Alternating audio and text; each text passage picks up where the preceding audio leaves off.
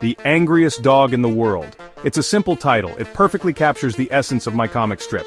This strip ran for almost a decade, appearing in various alternative newspapers. It features a simple, stark image, a black dog, teeth bared, chained up in a desolate backyard. Every panel, every day the same angry dog. The dog never changes. His surroundings never change. The only thing that shifts from day to day is the dialogue. Unseen characters deliver cryptic lines, their words floating in the black space above the dog. They talk about their anxieties, their fears, the absurdity of life. The dog, trapped in his perpetual fury, becomes a strange mirror to their anxieties. The repetition of the image is crucial. It emphasizes the feeling of being stuck, of repeating the same patterns over and over again. The dog embodies this sense of frustration, this feeling of being unable to escape our own limitations. He becomes a universal symbol of anger, but also of the things that make us angry, the monotony, the injustices, the absurdities of the world.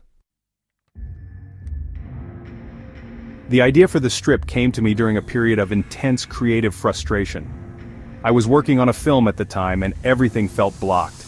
The characters, the story, the images all seemed trapped in a kind of creative gridlock. This feeling of being stuck, of creative energy being stifled, is what I poured into The Angriest Dog in the World. The dog became an embodiment of this frustration, his anger a reflection of my own creative struggles. The strip's minimalist aesthetic is also a deliberate choice. It reflects the starkness of the human condition, the feeling of being alone in a vast and uncaring universe.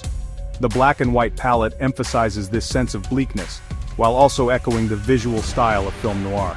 Like many of my films, The Angriest Dog in the World explores the dark underbelly of human experience. It doesn't shy away from the uncomfortable, the unsettling, the downright strange. The comic strip's repetitive nature also mirrors themes found in my films. Characters trapped in cycles of violence, doomed to repeat the same mistakes. Think of Frank Booth's psychotic rage in Blue Velvet, or the cyclical nature of violence in Lost Highway. The dog's unchanging anger reflects these recurring themes of entrapment and helplessness. The dog's anger is open to interpretation. Is he angry at being chained up? Angry at the unseen characters and their strange pronouncements? Or is his anger directed at something larger, something more existential? I believe the answer is all of the above. The dog's anger is a representation of all the frustrations, both big and small, that we experience in our lives. He becomes a blank slate onto which we can project our own anger, our own frustrations with the world. There's a certain black humor to the angriest dog in the world. It's funny because it's true. We recognize ourselves in the dog's perpetual fury. We've all felt that sense of frustration, that feeling of wanting to lash out at the absurdity of it all. The strip holds up a mirror to our own anxieties, forcing us to confront the things that make us angry. The dog's world is a world stripped down to its barest essentials. There's no escape, no relief. It's a world that reflects the bleakness of the human condition, but also its strange, dark humor.